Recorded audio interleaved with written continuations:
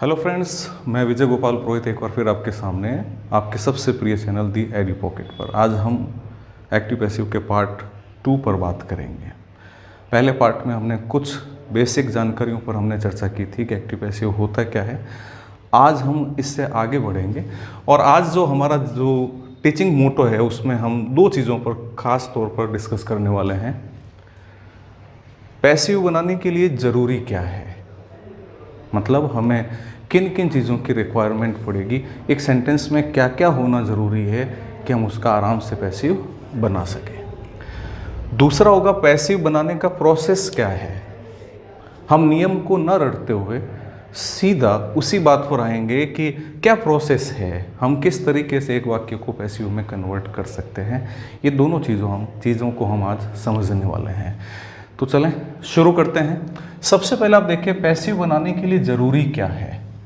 दोस्तों, हमने निश्चित रूप से ये देखा होगा आपने कि एक स्ट्रक्चर होता है सब्जेक्ट, वर्ब और ऑब्जेक्ट का। सब्जेक्ट होता है, वर्ब होती है, ऑब्जेक्ट होता है और ऑब्जेक्ट भी कई बार दो होते हैं और साथ में अन्य शब्द पाए जाते हैं। अन्य शब्द पाए जाते हैं। सबसे ज़्यादा ज़रूरी क्या है सेंटेंस में? देखो, सब्जेक्ट का होना ज़रूरी है। यहाँ सब्जेक्ट का, जैसे कि हमने कल समझा था, डूअर हो सकता है, इसको हम डूअर कह सकते हैं, कर्ता कह सकते हैं, जिसका अर्थ होता है कार्य को करने वाला। ये इसकी बेसिक नीड है। उसके बाद क्या होगा? ठीक इसके बाद में जो वर्ब होगी, उस वर्ब का इस तरह से होना ज़रूरी है कि उसके बाद में ऑब्जेक्ट का आना ज़रूरी है। अगर वर्ब के बाद में ऑब्जेक्ट नहीं है तो पैसिव नहीं बनेगा। वर्ब के बाद ऑब्जेक्ट का आना ज़रूरी है। तो ये जो वर्ब है, इसको अगर हम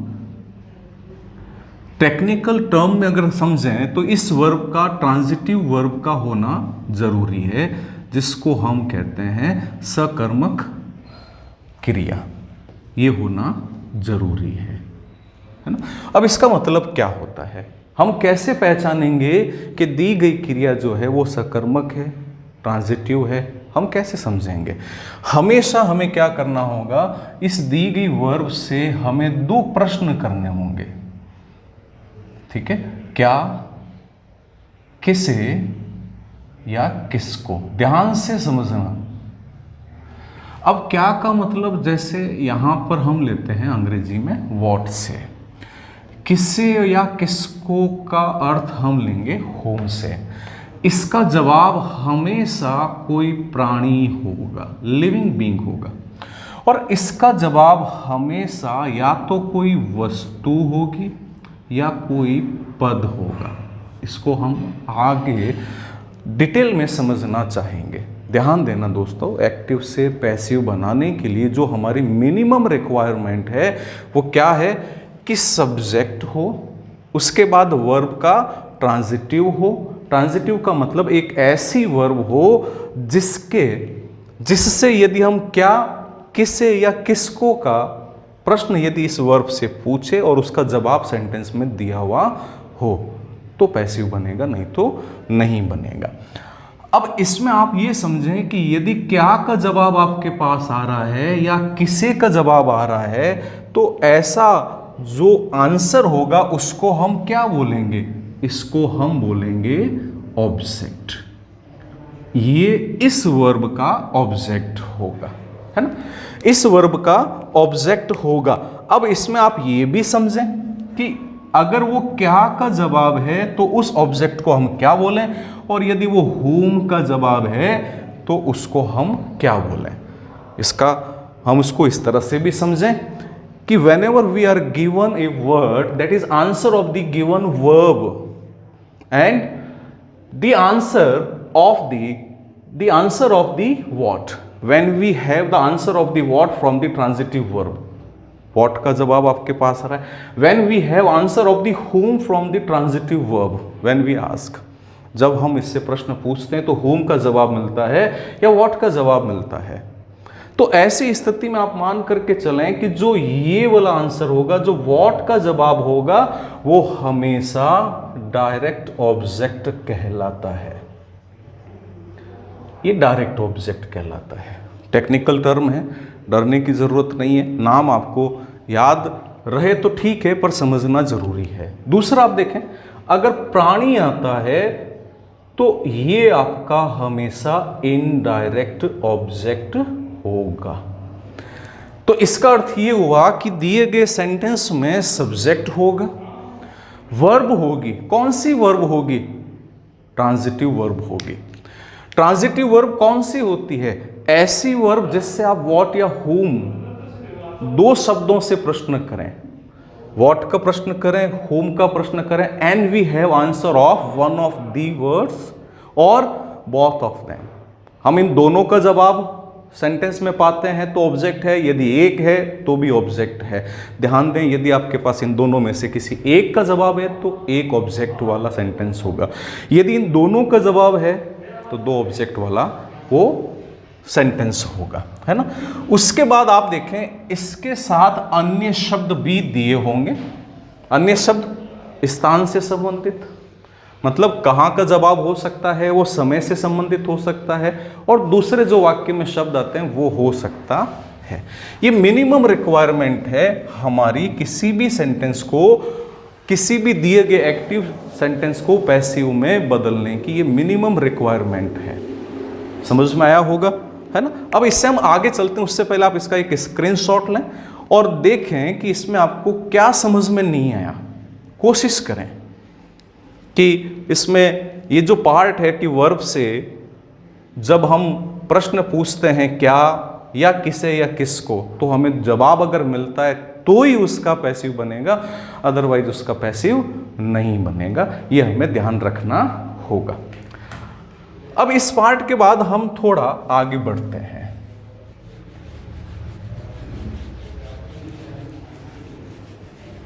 इस पार्ट के बाद हम आगे बढ़ते हैं कि हमारे सेंटेंस में सब्जेक्ट होना चाहिए, वर्ब होना चाहिए, ऑब्जेक्ट होना चाहिए। अब एक चीज, एक सेंटेंस से हम एक बात समझते हैं। जैसे मान लो कि मैंने लिखा I gave him my pen.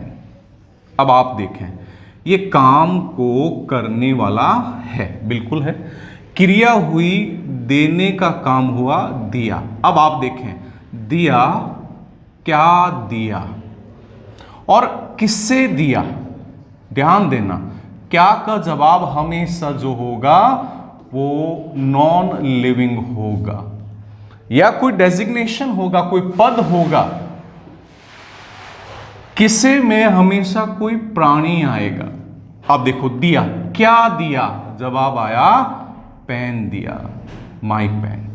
किसे दिया, जवाब आया हिम को दिया, है ना।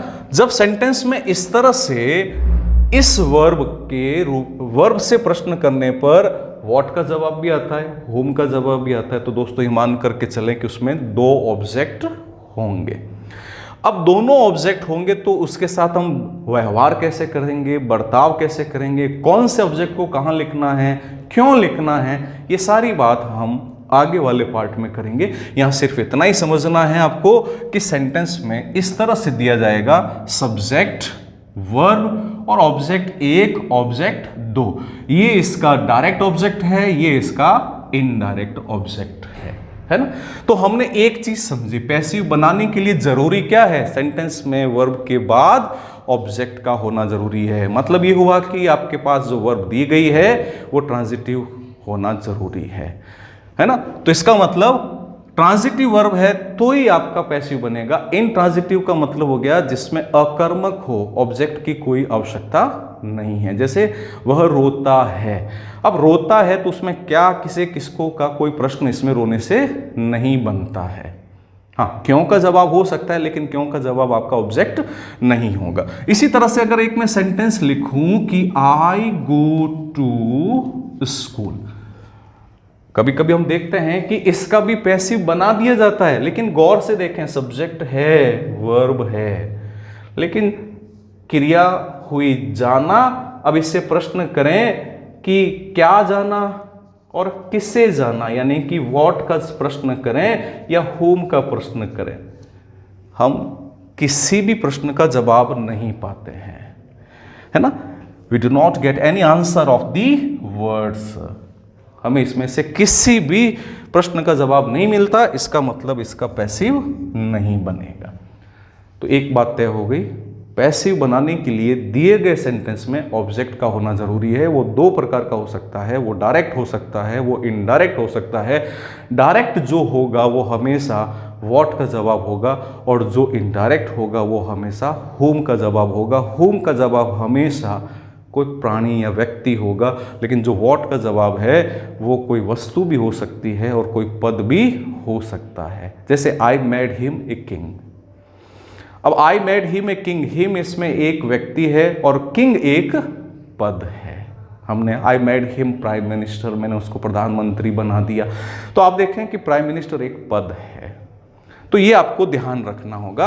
ये हमने एक चीज समझी कि पैसिव बनाने के लिए जरूरी क्या है। अब हम आते हैं अगले पार्ट की तरफ। इसका एक स्क्रीनशॉट लें और समझने का प्रयास करें।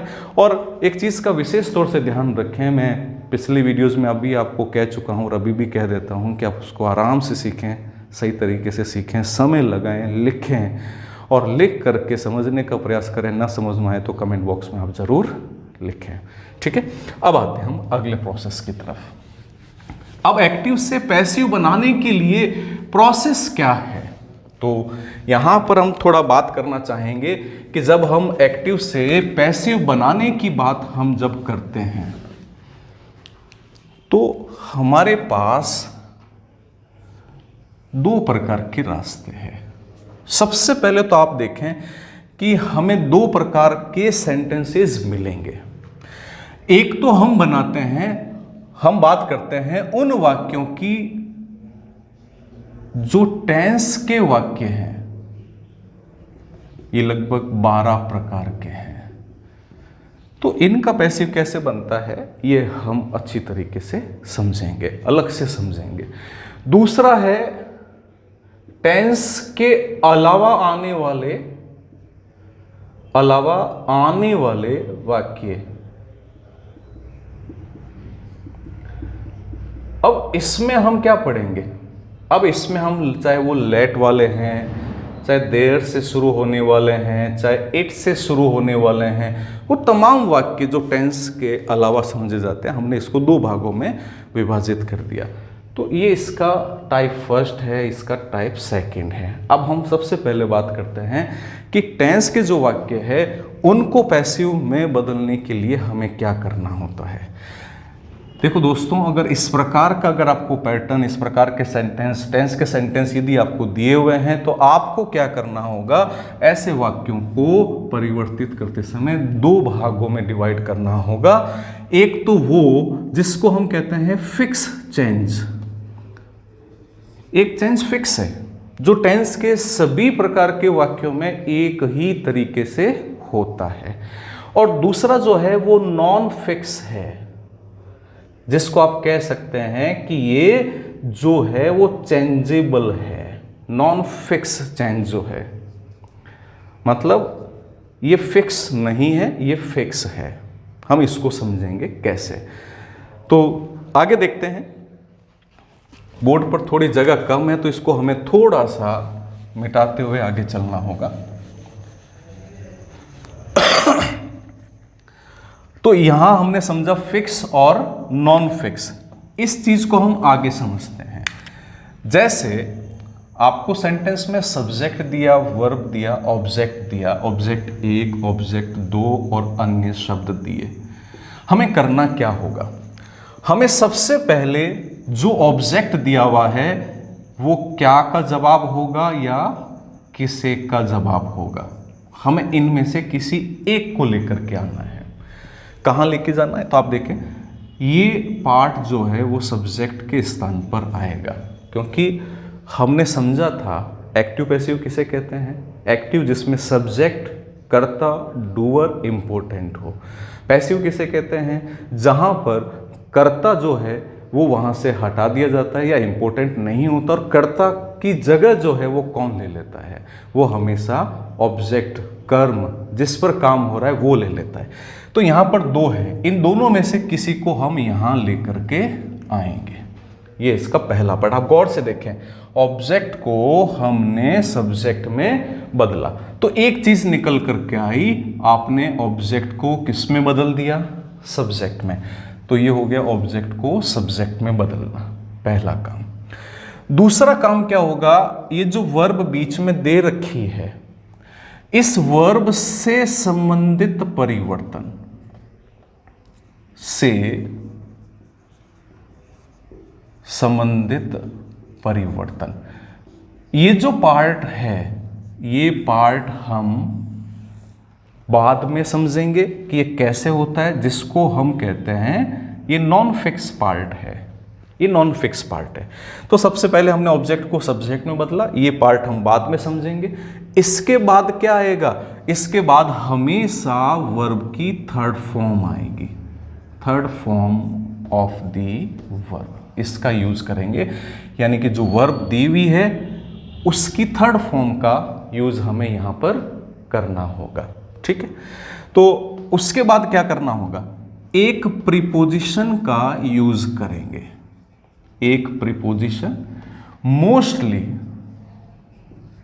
बाय का यूज होता है, मोस्टली किसका यूज होता है, बाय का यूज होता है। लेकिन जब बाय का यूज नहीं होता है तो उसकी जगह किसी और प्रीपोजिशन का यूज होता है। ज्यादातर बाय का यूज करना है, लेकिन जब बाय का यूज नहीं होता है तो हम किसका यूज करेंगे, तो एक पूरी लिस्ट हमें याद रखनी पड़ेगी, चाहे वो नो क्रिया हो, सेटिस्फाइड हो, डिससेटिस्फाइड हो, कंटेन हो, है ना, और भी बहुत सारी वर्ब्स है, उनकी पूरी एक लिस्ट हमें याद रखनी पड़ेगी जिसमें बाय प्रीपोजिशन का यूज नहीं होता। अब बाय के बाद यानी कि एक प्रीपोजिशन के बाद क्या करना, इस सब्जेक्ट को जब आप ऑब्जेक्ट बनाओगे तो ये क्या हो जाएगा, सब्जेक्ट को ऑब्जेक्ट में बदलना, है ना। इसके बाद क्या होगा, अन्य शब्दों का प्रयोग करना, जो अन्य शब्द आपको दिए गए हैं इनको लिखना। अब आप गौर से देखें, ये परिवर्तन नंबर 1, ये परिवर्तन 2, ये 3, ये 4, ये 5 और ये 6। इस प्रकार से एक एक्टिव सेंटेंस को पैसिव में बदलने के लिए हम 6 प्रकार के परिवर्तन इसमें करते हैं। हम उदाहरण से समझेंगे। इसमें 1, 3, 4, 5 और 6 ये फिक्स पैटर्न वाला है। ये जो 6 परिवर्तन है, इस 2 नंबर को छोड़ करके बाकी सारे ये फिक्स है। ये आपको सभी प्रकार के टेंस के वाक्यों में इसी प्रकार से परिवर्तन होगा, इसमें कोई दो राय नहीं है। अब इसमें आप एक चीज का ध्यान रखें कि ऑब्जेक्ट आपके पास 2 है। हमने एक ऑब्जेक्ट को आगे लेना है, दूसरे को कहाँ लिखेंगे, ये देखो यहां लिखा हुआ है कि दूसरे ऑब्जेक्ट को कहाँ रखें। तो ध्यान देना, जब वर्ब काम करेगी किसी पर तो किसी एक पर काम करेगी। एक ऑब्जेक्ट आगे आएगा, दोनों में से कोई भी आप आगे ला सकते हो, लेकिन कोशिश करें कि जो आपका इनडायरेक्ट ऑब्जेक्ट है उसी को आप यहां पर लिखें। बना आप दोनों से सकते हैं, लेकिन दोनों में क्या दिक्कत आएगी वो हम एग्जाम्पल करते समय आपको आराम से समझाएंगे। तो मान लो आपने यहां पर दूसरे ऑब्जेक्ट को लिखा, तो बचा कौन, ये। तो ऑब्जेक्ट हमेशा कहां आएगा, थर्ड फॉर्म के बाद यहां पर ऑब्जेक्ट को लिख दिया जाएगा। आया समझ में। तो अब इसमें आपने क्या समझा कि जब कोई सेंटेंस दिया हुआ है तो क्या करना, जो आपका फिक्स है, डेड पैटर्न है, फिक्स पैटर्न है, फिक्स तरीका है, उसमें क्या है, सबसे पहले आप ऑब्जेक्ट को सब्जेक्ट बनाओगे। उसके बाद आप क्या करोगे, थर्ड फॉर्म का यूज करोगे, एक प्रीपोजिशन लेके आओगे। उसके बाद आप क्या करोगे, उसके बाद में जो सब्जेक्ट है उसको ऑब्जेक्ट में बदलेंगे। फिर जो अन्य शब्द दिए हुए हैं, जो भी आपके समय स्थान से संबंधित जो भी शब्द दूसरे दिए हुए हैं, इन शब्दों के अलावा उनको लिखोगे।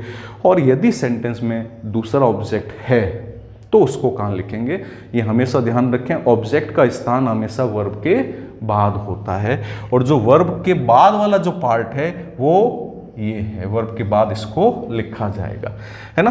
तो ये एक तरह से एक नियम निकल करके इसमें आता है। अब इसमें हम डिटेल से चर्चा करेंगे कि वर्ब से संबंधित परिवर्तन होता कैसे है, लेकिन उससे पहले हम ये जो अभी हमने पढ़ा है, ये जो फिक्स पैटर्न पढ़ा है, जिसमें हमने सब्जेक्ट यानी कि ऑब्जेक्ट को सब्जेक्ट बनाया, फिर हमने क्या किया, थर्ड फॉर्म का यूज किया, फिर दूसरे ऑब्जेक्ट को लिखा, फिर एक प्रीपोजिशन लिखा, फिर सब्जेक्ट को ऑब्जेक्ट बनाया और अन्य शब्दों का प्रयोग किया, है ना। इसको हम उदाहरण से समझने की कोशिश करेंगे।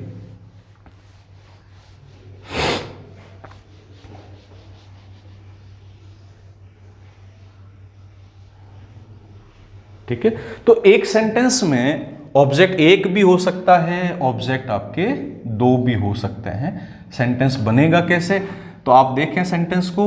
जैसे अगर मैं सेंटेंस लिखता हूं, ही टीचेज मी इंग्लिश। अब इसमें डेड पार्ट क्या है, मैं इसके और सेंटेंस भी लिखूंगा। जैसे he is teaching me English. मैं और लिखता हूं,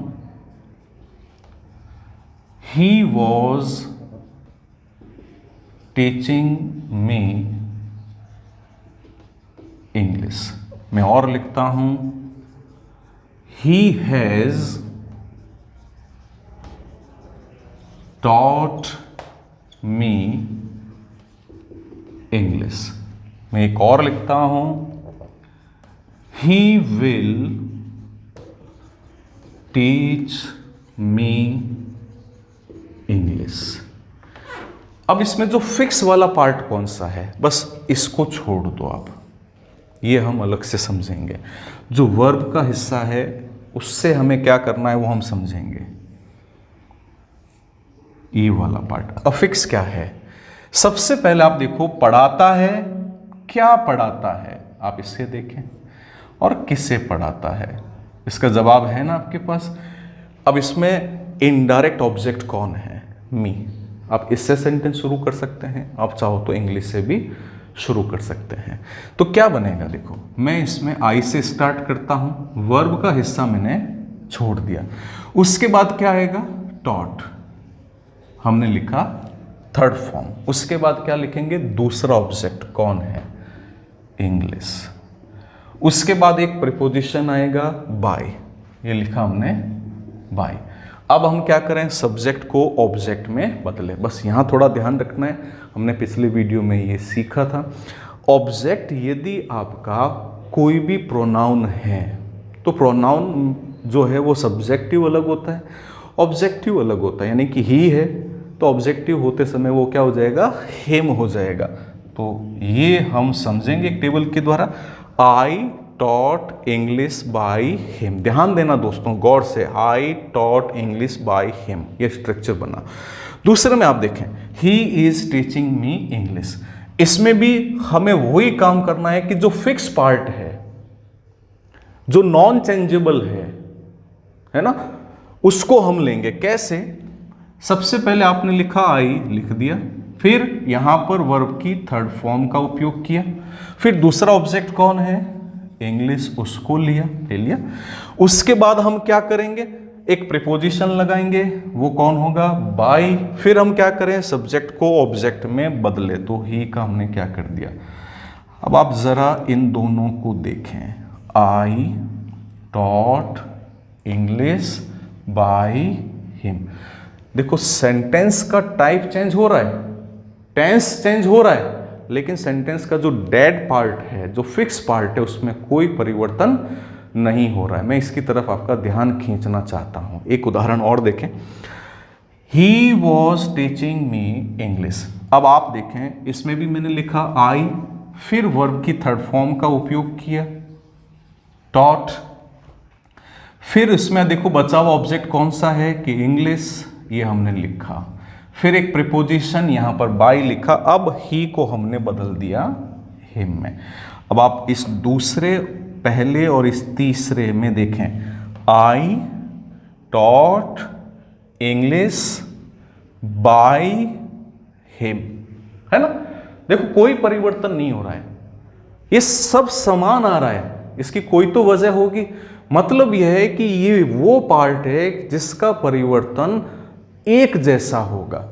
आप सेंटेंस के टेंस के बदलने के साथ भी इनमें कोई परिवर्तन नहीं होगा, मतलब इनको सिर्फ आपको सही तरीके से रिप्लेस करना है। सब्जेक्ट को ऑब्जेक्ट की जगह, ऑब्जेक्ट को सब्जेक्ट की जगह, वर्ब की थर्ड फॉर्म, एक प्रीपोजिशन, और बाद में जो अन्य शब्द है या डबल ऑब्जेक्ट है उसको कैसे लिखें ये ध्यान रखना है। एक और देखें, he has taught me English. अब इस बात को भी देखें, इस सेंटेंस को देखें, तो यहां पर आप देखें कि इसको हम करेंगे कैसे। सबसे पहले आप देखें, मैं इसका आंसर यहां लिख रहा हूं, शायद ये दिखाई नहीं देगा आपको, आप देखो यहां पर ये हमने लिखा आई, okay.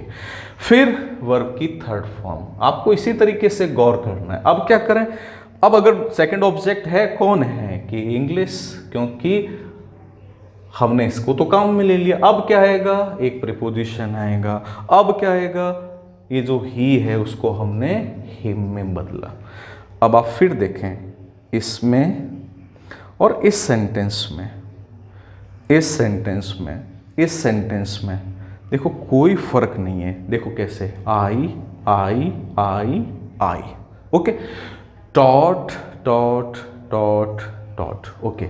English English English English, preposition by preposition by preposition by preposition by, है ना। फिर हेम, है ना। इसके साथ में देखो ये double object English English English और इंग्लिश। अब प्रीपोजिशन बाई बाई बाई और बाई। उसके बाद सब्जेक्ट को ऑब्जेक्ट में बदला, चूंकि ही है तो हिम में बदलेगा, हिम हिम हिम और हिम। ये इसका डेड पार्ट है ना।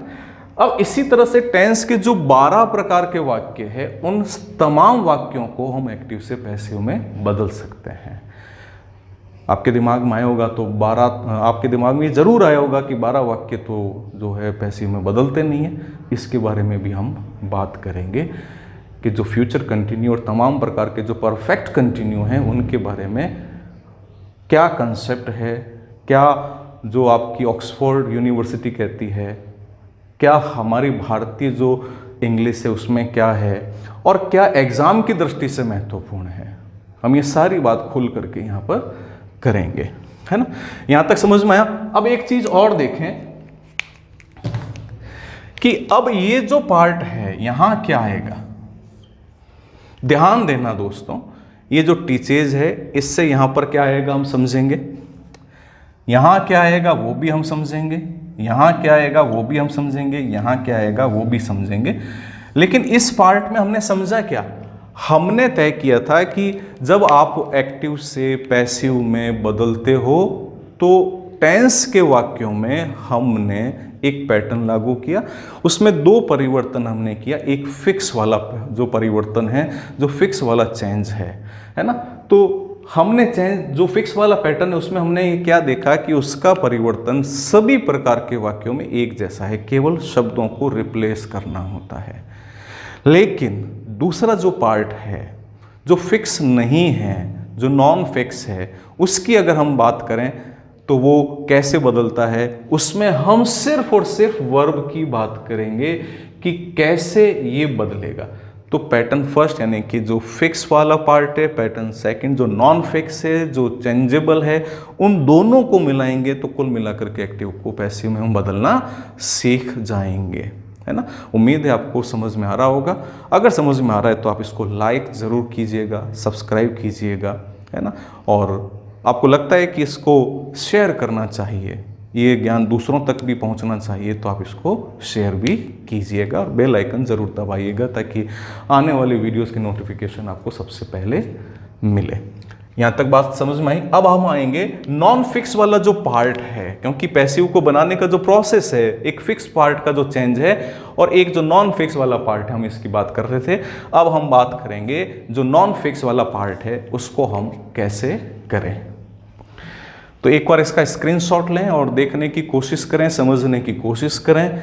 आपको किसी भी पार्ट में अगर किसी भी प्रकार की कोई दिक्कत महसूस होती है तो आप कमेंट बॉक्स में ज़रूर लिखिएगा। ओके, हम आगे शुरू करते हैं।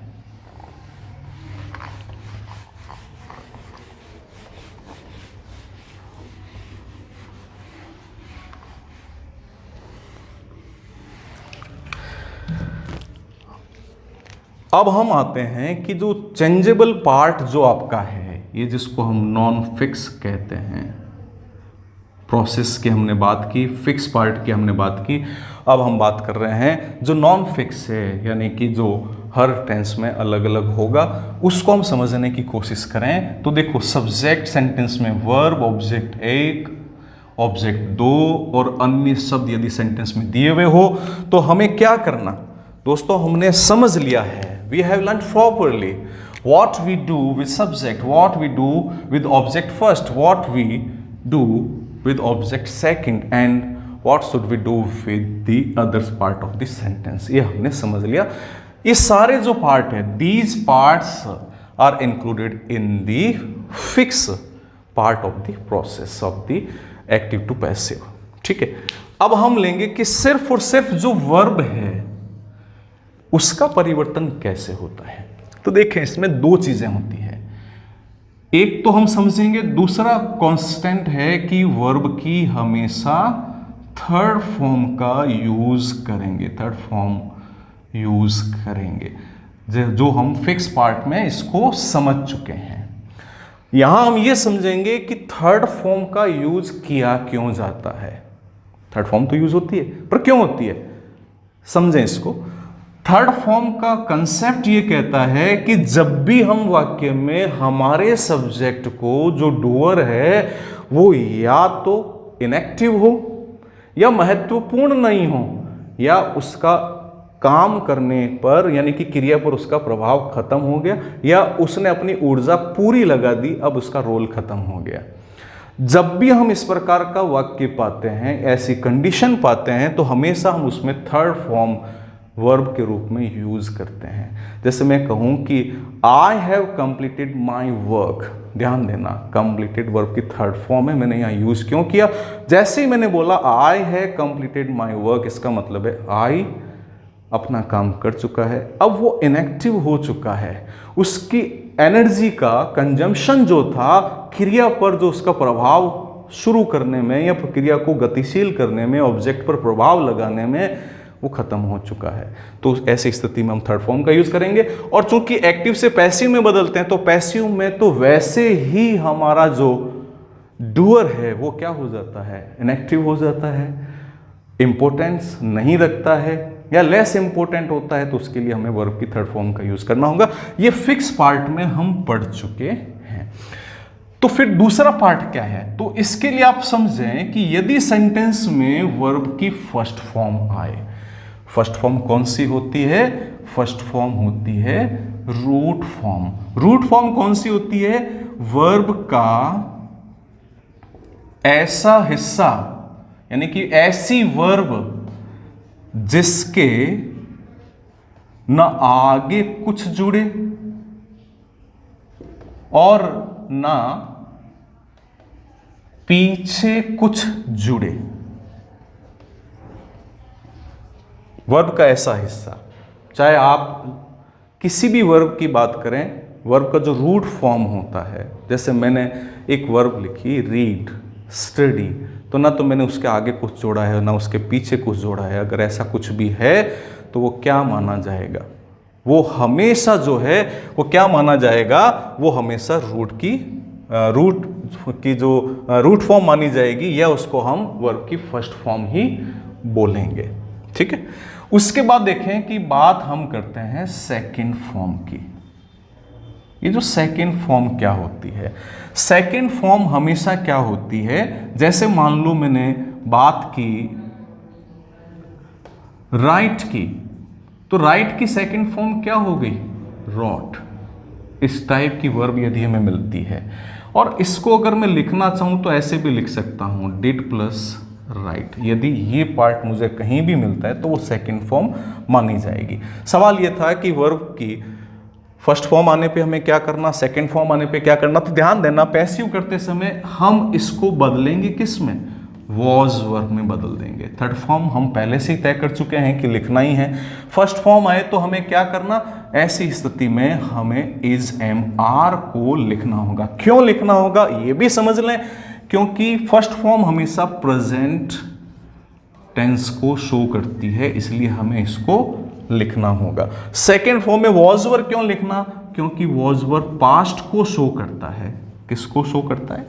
पास्ट को शो करता है, इसलिए हमें वॉज वर का उपयोग करना होगा। तो एक बार आप इसका स्क्रीनशॉट लें, समझने का प्रयास करें, और एक बात का विशेष तौर से ध्यान रखें कि यदि आपको कुछ भी समझ में नहीं आता है, मैं आपकी बात कर रहा हूं, तो आप निश्चित रूप से क्या करें, कमेंट बॉक्स में लिखें। ध्यान देना, ये पूरा कंसेप्ट जो है वो जनरेट करना महत्वपूर्ण है। पिछले लेक्चर में भी मैं बता चुका हूं कि कंसेप्ट जनरेट करते समय आप समय लगाएं, ताकि अप्लाइंग करते समय बिल्कुल भी ना लगे। बात की गंभीरता को समझते हुए, पेन कॉपी लेते हुए इसको अच्छी तरह से समझें, और एक बार अगर कंसेप्ट जनरेट हो गया तो ये फॉरएवर होगा, हमेशा के लिए होगा। आपको कभी भी किसी भी नियम को रटने की जरूरत नहीं पड़ेगी। स्क्रीनशॉट लें, समझने का प्रयास करें। कुछ समझ में ना आए तो कमेंट बॉक्स में जरूर लिखें।